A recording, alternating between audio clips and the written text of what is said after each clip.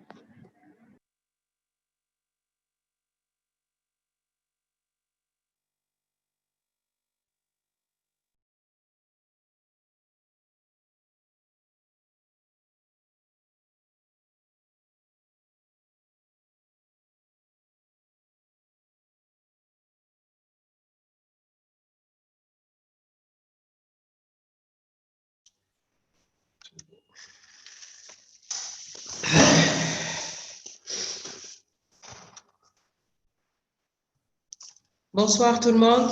Vous m'entendez?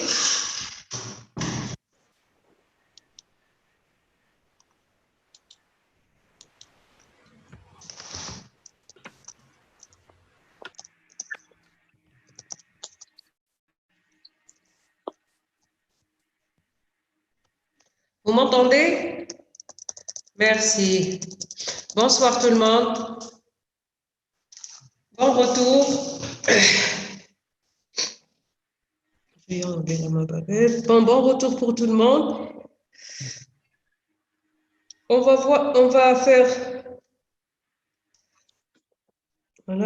faire une petite révision. L'idéal, c'est que vous posez vos questions. Comme ça, si vous avez quelque chose que vous voulez que je vous explique, ce sera encore mieux. Sinon, je vais vous faire un petit rappel parce qu'on reprend en fait le cours de généralité et on va faire le tour de toutes les pathologies. On va faire le tour des pathologies. Vous savez que la rhumatologie, c'est une spécialité médicale où on peut, ça s'occupe de la... on s'occupe... Attendez, j'ai envie de vous entendre. Oui, docteur, on est là. Vous pouvez parler. Donc, ça y est, je vous entends. Parce que si vous voulez poser, ce sera mieux quand on est interactif parce que vous avez les cours, ils sont devant vous, ils sont partout. Là, les livres, il y en a partout, mais pour partager nos connaissances, pour savoir qu'est-ce que vous n'avez pas compris, c'est des choses qui vous vraiment dérangent et que vous voulez savoir. Je vais vous expliquer, bon, avec ma méthode et tout, donc ce qu'il faut connaître et qu'est-ce qu'on doit savoir en rhumatologie en étant un médecin généraliste. D'ailleurs, la pathologie, on a dit que la rhumatologie, c'est une spécialité médicale qui s'occupe des pathologies qui sont de l'articulation, qui s'occupe des pathologies osseuses et qui s'occupe des pathologies des structures périarticulaires. Ça veut dire quand on a une articulation, là, donc il y a l'os à l'intérieur, donc l'articulation entre deux extrémités, il y a la pathologie, l'os, et les structures, tout ce qui couvre l'articulation, en fait, bien sûr, il y a les muscles, les tendons, et voilà. Donc, on ne peut pas traiter un muscle sans l'os, sans ce qui se passe au-dessus ou en dessous. La même chose pour l'articulation, ce qui entoure. Donc, on doit connaître pratiquement tous ces organes. C'est pour ça on vous fait l'anatomie dans les premières années de votre formation. Parce que si on ne connaît pas un organe, si on ne connaît pas un endroit, on ne peut pas le visiter, on ne peut pas connaître ce qu'il y a à l'intérieur. Voilà. Donc, il y a l'articulation, comme vous la voyez, donc c'est l'union entre deux extrémités, vous le savez déjà, et toutes les structures qui entourent cette articulation. Donc, on a l'articulation, on a le cartilage articulaire, c'est l'extrémité qui tapisse l'articulation. Et ce cartilage-là, quand il est malade, quand il est vieux, quand il vieillit, qu'est-ce qu'on développe comme maladie? L'arthrose. Le cartilage. L'arthrose. Très bien. Quand le cartilage est vieilli, on développe l'arthrose. Très bien, c'est une usure du cartilage. On a la membrane synoviale. Cette membrane synoviale, c'est cette partie, la petite partie-là, qui tapisse ici. C'est virtuel, c'est pas une poche comme vous la voyez ici. C'est un petit espace. Et il y a cette membrane-là qui sécrète un liquide qui s'appelle le liquide synovial. Et c'est ce liquide synovial-là, cette membrane, c'est là où se fait l'échange entre la partie intra-articulaire et le corps humain. Donc, le sang arrive jusqu'à la synoviale avec les nutriments. Il passe dans l'articulation. Donc, le cartilage, c'est un tissu inerte. Donc, il va y avoir les produits qui vont se dégrader, ils vont être repris aussi par la membrane synoviale. Donc, c'est un véritable endroit d'échange. Et ici, le liquide synovial, il véhicule les nutriments et bien sûr, il véhicule aussi les déchets. Cette membrane-là, elle est au-dessus, il y a la capsule, c'est cette partie-là. La membrane, c'est en bleu, ce que vous voyez en bleu clair, et la capsule, donc la capsule, on est déjà en extra-articulaire. Quand on fait la ponction, pour les gens qui sont expérimentés, quand on met une aiguille, quand on traverse cette capsule, on sent une résistance. Une résistance, après, on est en intra-articulaire, s'il y a du liquide, on peut le ponctionner. Et puis le liquide synovial, il a une formule, ça c'est le liquide synovial normal. Il a une formule que vous connaissez déjà, que vous avez vue, qu'on a vue ensemble pendant les cours. Et voilà ce que vous voyez, sinon vous reprenez vos cours. Et voilà, donc c'est un liquide qui est stérile, qui n'a pas de glucose, il n'y a pas de germes, il y a quelques cellules de polynucléaires. Il n'y a pas beaucoup il y a quelques éléments qui ne dépassent pas 200 éléments par millimètre cube. Donc, c'est un liquide, en fait, si on peut le résumer, le liquide physiologique que vous avez l'habitude de voir qui ressemble vraiment au liquide synovial, c'est le blanc d'œuf. Exactement pareil. Et bien sûr, au-dessus de l'articulation, il y a ces structures-là. Tout ça, c'est pour stabiliser l'articulation, pour la rendre mobile et robuste en même temps, non vulnérable aux activités. Il y a les tendons, les ligaments, la capsule qu'on a vue tout à l'heure, et voilà. Et ensuite, il y a tout ça, donc il y a les muscles qui couvrent pour avoir le corps qu'on a. Donc, quelles sont les pathologies qu'on a? On a les grandes pathologies, donc il y a les pathologies articulaires, pathologies de l'articulation. Voilà, on a l'articulation. On a les pathologies, soit une inflammation, voilà ce que vous voyez ici, et soit un vieillissement de l'articulation. Si vous prenez vos mains, par exemple, et les mains de vos grands-parents, vous allez voir la différence. Ça, regardez, même quand il a une arthrite ici du poignet, c'est une personne jeune. Regardez une personne âgée. Une personne âgée, comme il y a la peau qui a développé les rides, il y a les cheveux qui sont devenus blancs, il y a l'articulation aussi qui est devenue arthrosique. Il y a l'usure du cartilage. Donc, c'est synonyme de vieillissement. Voilà. Quand on a une arthrite, ça veut dire une inflammation, il faut savoir que l'inflammation, elle touche la synoviale, la membrane synoviale. Quand on a une inflammation, la membrane synoviale, elle est enflammée, donc il y a des cellules inflammatoires. Si l'inflammation, elle ne s'arrête pas au stade aigu, elle passe à la chronicité, donc il va y avoir une atteinte de synovite, ensuite une atteinte du cartilage, des structures de l'articulation, donc l'hypertrophie de la synoviale, et il va y avoir une diminution du cartilage et développement quand il n'y a plus de cartilage, ça veut dire les deux bouts vont se frotter, il va y avoir d'ulcération osseuse. Donc, on va avoir une atteinte de l'os sous le cartilage qu'on appelle l'os sous-chondral. Voilà pourquoi on a une inflammation. Quand vous avez une inflammation tout court, quand vous avez une articulation qui est gonflée, chaude, rouge, douloureuse, ça veut dire qu'il y a un problème inflammatoire. Il y a une arthrite. Il y a une arthrite, mais ça veut dire qu'il y a une synovite. Et pourquoi il y a la synovite? Soit il y a un germe microbien qui est là, et c'est le cours de l'arthrite septique. Il y a un germe microbien. Et vous savez que très bien, quand on a une infection, elle est soit septique spécifique, soit septique non spécifique. Septique, ça veut dire qu'il y a un microbe dans l'articulation. Spécifique, c'est la tuberculose et la brucellose. Aseptique, non spécifique, pardon, c'est le staph, le streptocoque et les autres. Donc, quand on a un problème infectieux, et vous le savez très bien parce que vous avez fait l'infectieux, quand vous avez un problème infectieux, il y a un tableau clinique de l'infection que vous connaissez. Ça veut dire qu'il y a une fièvre, il y a une altération de l'état général. Pendant la décharge bactérienne, on a des frissons, une altération de l'état général. Et pour que le germe arrive à l'articulation, il doit y avoir une porte d'entrée. Donc, ce germe-là, il est rentré par un endroit, quelque part, dans le corps.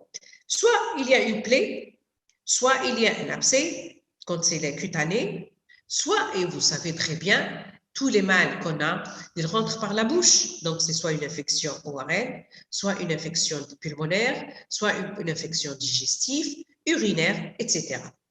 Et vous savez très bien, quand on a un problème infectieux, ça veut dire qu'il y a un problème dans le corps. Il y a un déséquilibre qui s'est produit. C'est pour ça que le corps n'a pas pu résister à l'infection. Il a laissé le germe se développer. Et donc, on va chercher la porte d'entrée. On va chercher pourquoi cette personne-là a fait, soit c'est une personne qui a une articulation déjà qui est malade par un rhumatisme inflammatoire, ou le patient, il est immunodéprimé. Il a un rhumatisme inflammatoire autre, la PR, la SPA, par exemple, oui, oui. Ou bien il est diabétique, il se traite pour une maladie néoplasique, il a un problème d'immunité, etc. Et on a aussi, si on a les arthrites infectieuses qui sont aseptiques, ça veut dire les arthrites propres. Il n'y a pas de germe aseptique, ça veut dire propre. Il y a une arthrite, il y a une inflammation.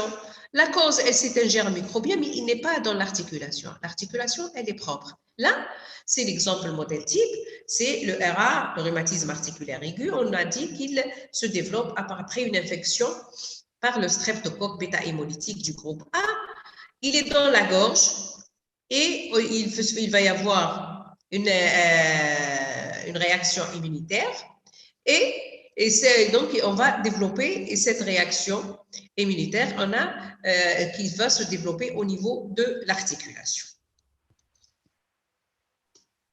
Voilà. Ou bien on a les arthrites, les causes des pathologies microcristallines.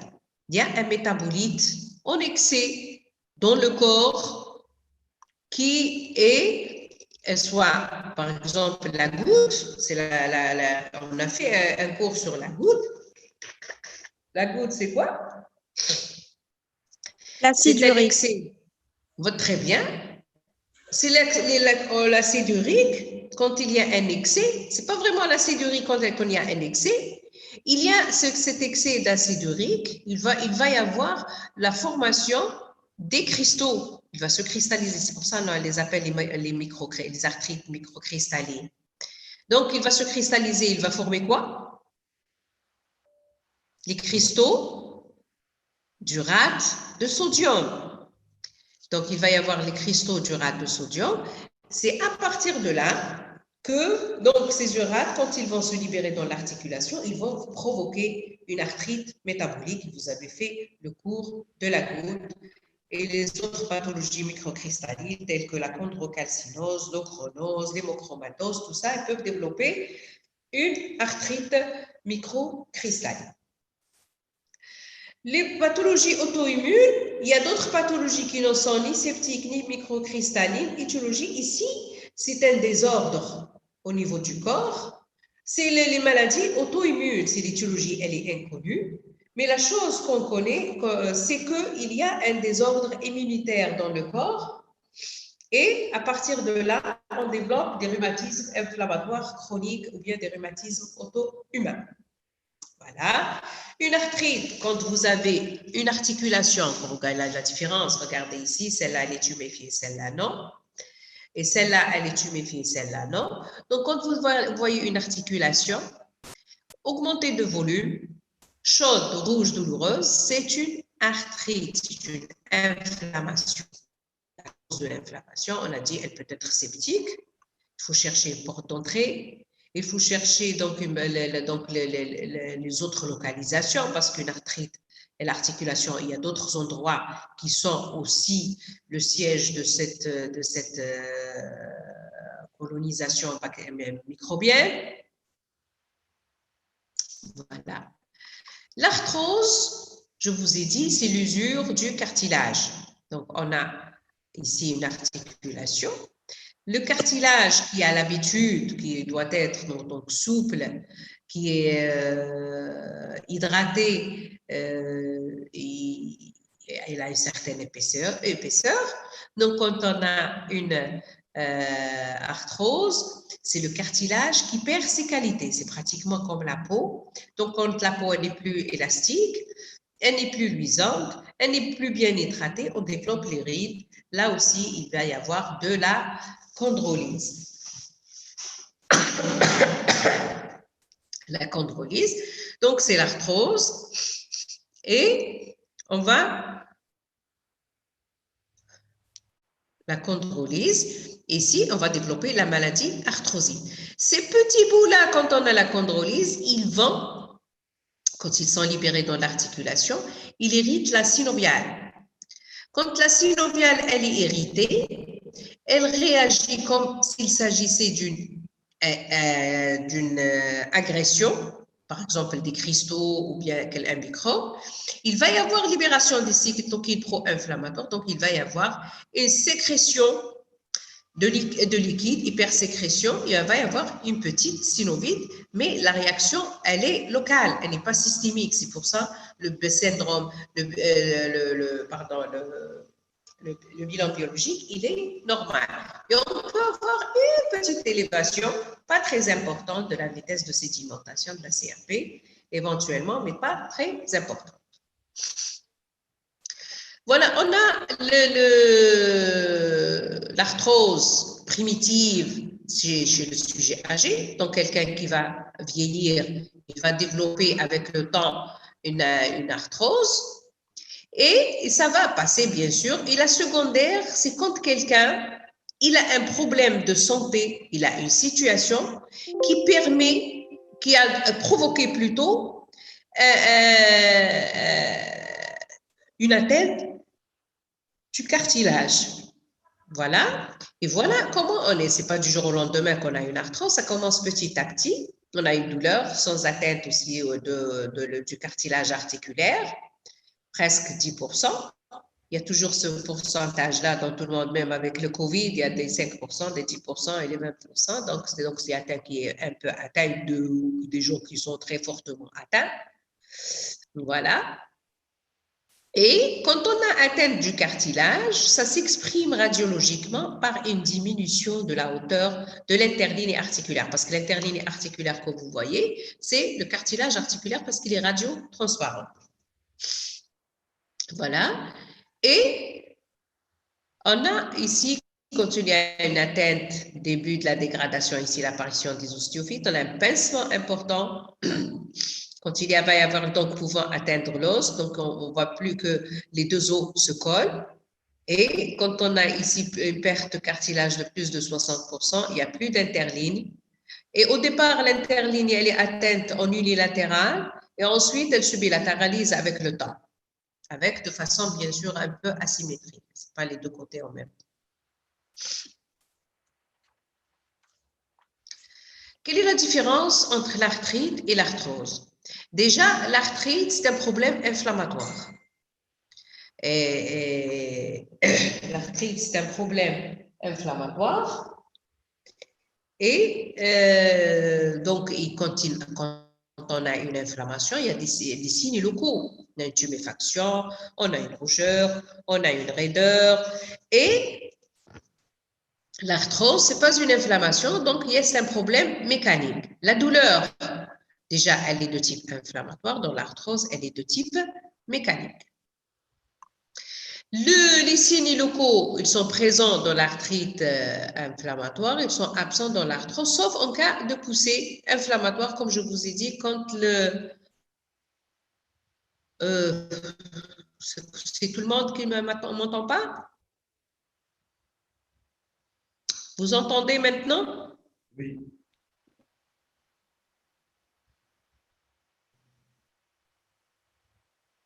D'accord. Donc, vérifiez peut-être si vous êtes un peu en dehors de la connexion, ou bien vous êtes pas mal. Donc, ici, dans l'arthrite, il y a des signes inflammatoires, des signes mécaniques. La biologie dans l'arthrite inflammatoire, elle est perturbée. Donc, par exemple, ici, qu'on a une arthrite infectieuse, vous allez trouver hyperleucocytose, vous allez trouver la CRP très élevée, vous allez trouver la vitesse de sédimentation accélérée. Quand vous avez un rhumatisme inflammatoire, vous n'allez pas trouver l'hyperleucocytose, vous allez trouver un syndrome inflammatoire biologique. Par contre, dans l'arthrose, il n'y a pas de syndrome inflammatoire biologique. Il n'y a pas de syndrome, la biologie, il n'y a aucun signe biologique qui peut nous dire que c'est une arthrose. Voilà, la biologie. Donc, on dit que le bilan biologique, il est négatif, mais qui a un intérêt pour dire que c'est une arthrose, donc biologiquement, un intérêt donc négatif de valeur. Donc, ça nous pousse, par exemple, si vous avez une congestion, une arthrite, un épanchement, pour l'arthrose, ça veut dire que l'épanchement, elle n'est pas inflammatoire, elle est dégénérative ou arthrosique. À la radiographie, quand on a un problème inflammatoire, quelle que soit la cause de l'inflammation, soit l'inflammation elle est infectieuse ou l'inflammation elle est infectieuse ou bien métabolique ou bien rhumatismale, donc auto-immune. Voyez ici, on va l'expliquer ici. Par exemple, ici, c'est une articulation normale. Quand vous avez l'inflammation, la synovite, donc il va y avoir une tuméfaction. Au départ, l'articulation, elle est normale.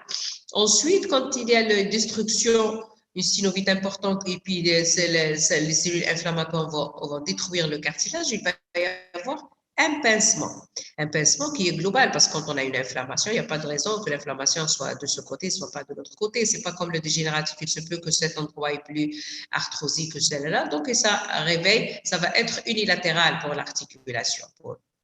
Ensuite, quand il y a une déminéralisation épiphysaire, ensuite un pincement, c'est une diminution de l'interligne articulaire avec des érosions et des destructions, avec un pincement. Ici, en arthrosique, on a un pincement unicompartimental avec condensation sous le pincement, et des géodes et des ostéophytes sont des becs en périarticulaire.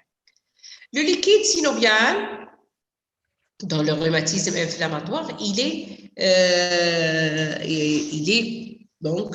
a ses caractéristiques suivantes. Bien sûr, la quantité de liquide synovial va augmenter.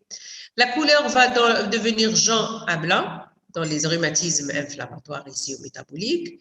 L'aspect du liquide, donc c'est un liquide opalescent au trouble avec la fluidité, la viscosité qui diminue, donc ça va devenir fluide. Le liquide normal, il ressemble au blanc d'œuf, donc c'est fluide, c'est comme du miel. Et là, ça devient comme de l'eau. C'est fluide.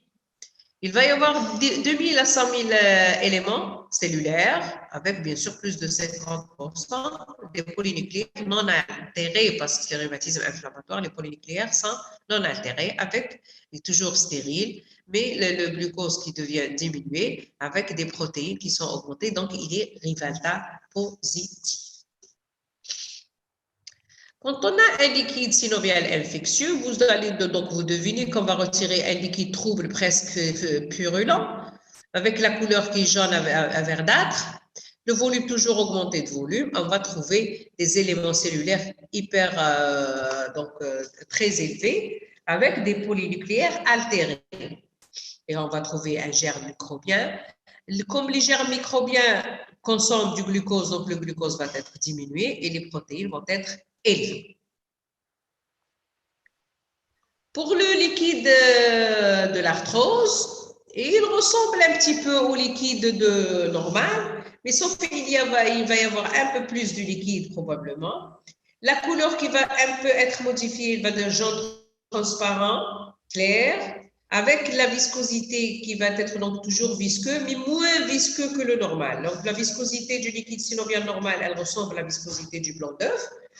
La viscosité de l'arthrose, elle ressemble beaucoup plus au miel. Et les éléments cellulaires ne dépasseront pas les 2000 éléments, avec des polynucléaires et les germes, les glucoses et tous les protéines, comme le liquide synovial normal. Le liquide synovial hémorragique, il a presque la même composante que les liquides mécaniques, mais avec la couleur qui est rouge, et il se trouve dans les traumatismes, chez les hémophiles, pourquoi parfois des lésions tumorales bénignes, pour la chondrocalcinose parfois aussi. Voilà, en cas d'arthrose, il y a un pincement, comme vous le voyez ici, unilatéral. Ça, c'est les nodosités. Les nodosités cutanées que vous voyez ici, c'est les osteophytes en radiologie. Ce sont ces excroissances osseuses que vous voyez ici. On les perçoit cliniquement comme des nodules sous-cutanés. Ici, c'est des nodules, des nodosités plutôt.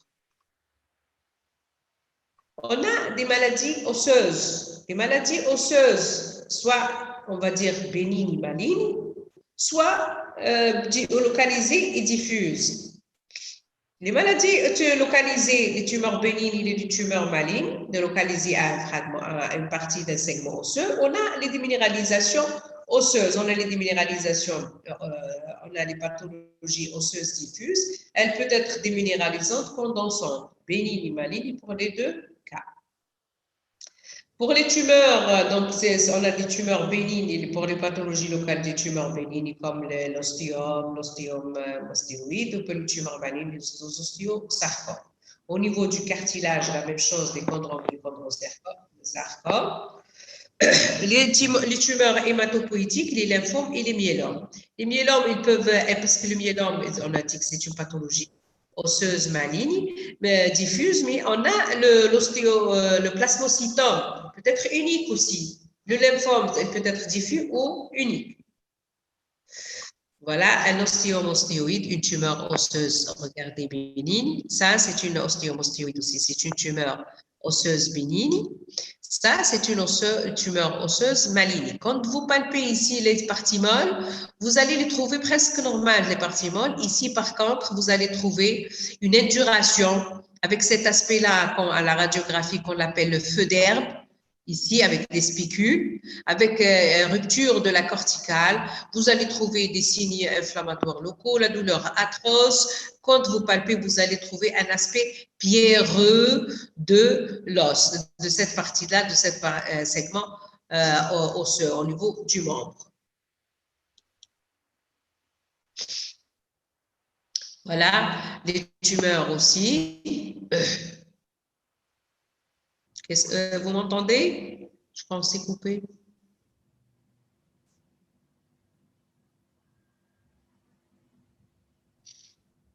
Oui. Je ne sais pas, je ne vois pas. Vous voyez la diapo? Oui, on le voit.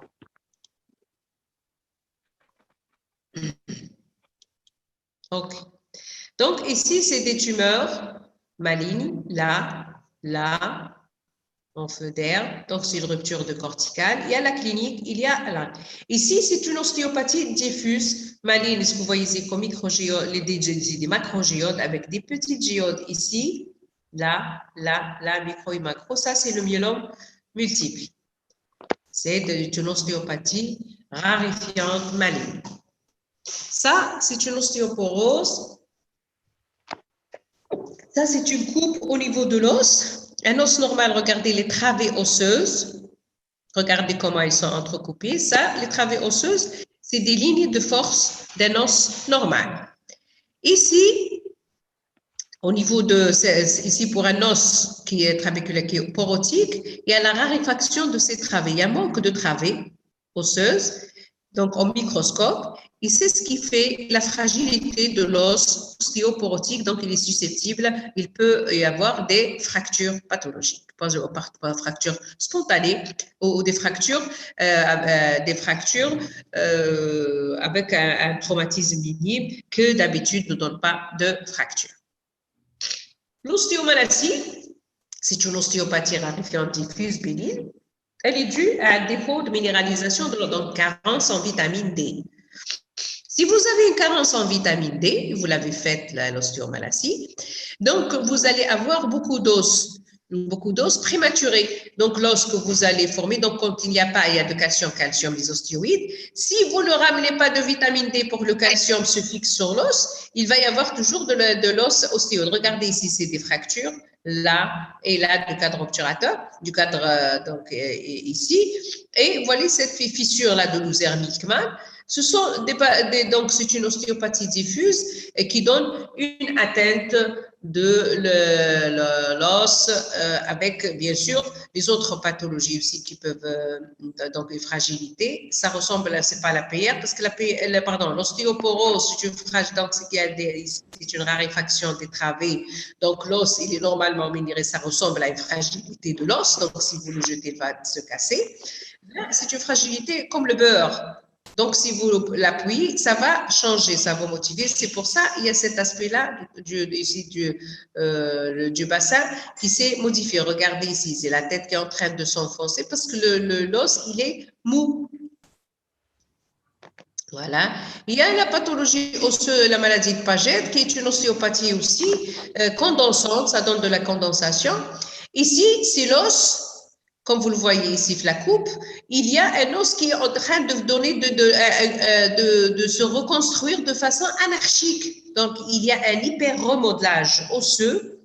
Donc, on dirait l'os qui a perdu sa tête et qui est en train de donner un os il y a beaucoup ici des choses que d'habitude, non. L'os, il devrait être comme ça. Regarde là. Ça, c'est l'os pagétique.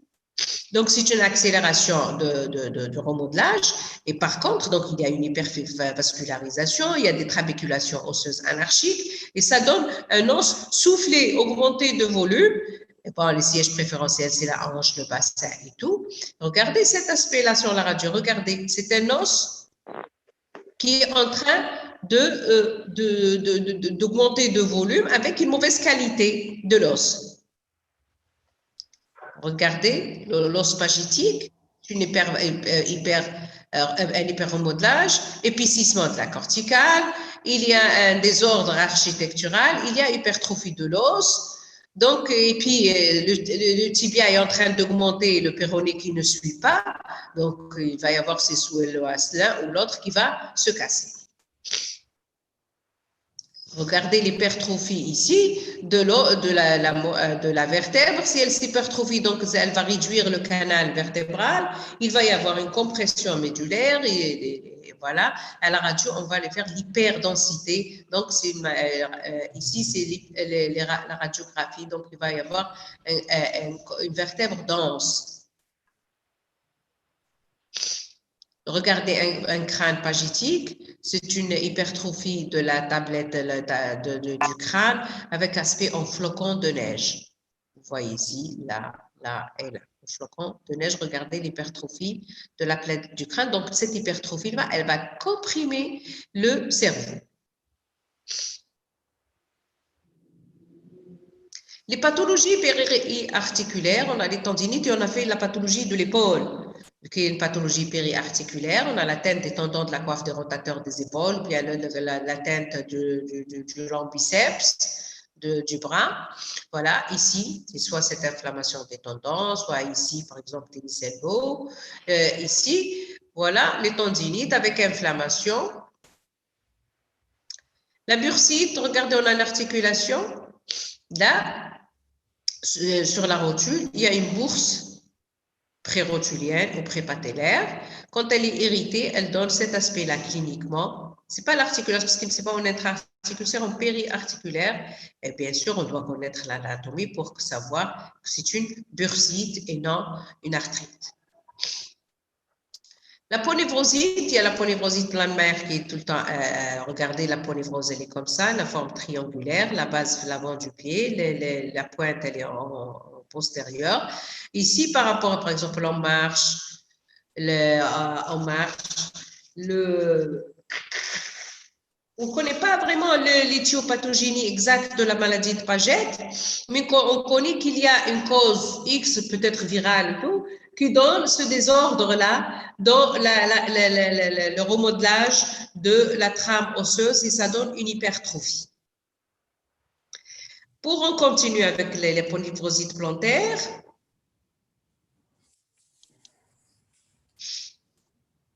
on donne la ponévrosite plantaire et donc il va y avoir ici c'est ce qu'on appelle les thalalgies, ça donne ici au niveau du talon, l'insertion.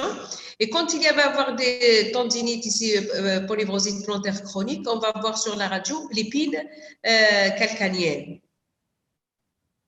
Voilà. Et puis les bilans, on va les demander en fonction de chaque pathologie. Est-ce que vous avez des questions par rapport à une maladie bien particulière ou bien un sujet, un problème qui vous, que vous voulez que je vous réponde?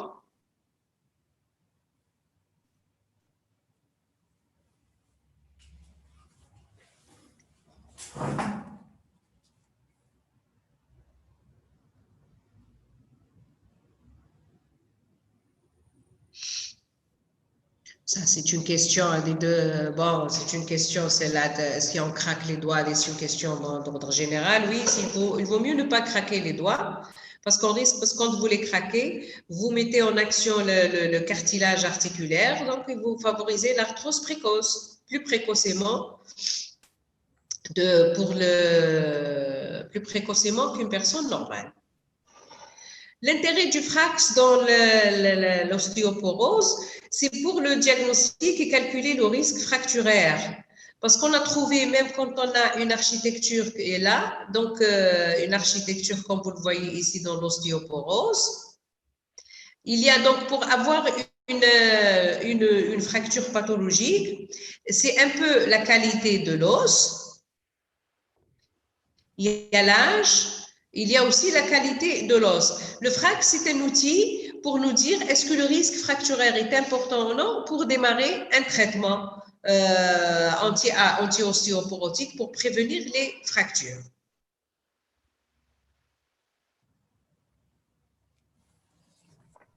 Vous voulez savoir qu'est-ce que ça veut dire arthrite mobile, fixe, migratrice, additive?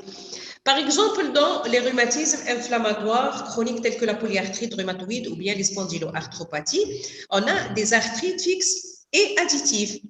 On a par exemple quelqu'un qui polyarthrite qui par exemple, quand on a un rhumatisme comme la PR, le fait d'avoir une atteinte au niveau de la main, les métacarpophalangiennes, quand par exemple elle est atteinte, la prochaine fois, il y a une autre articulation qui s'ajoute. Il y a une autre articulation, le poignet, il y a un genou, l'autre métacarpophalangienne. On dit que ce sont des arthrites fixes et mobiles et additives. Donc,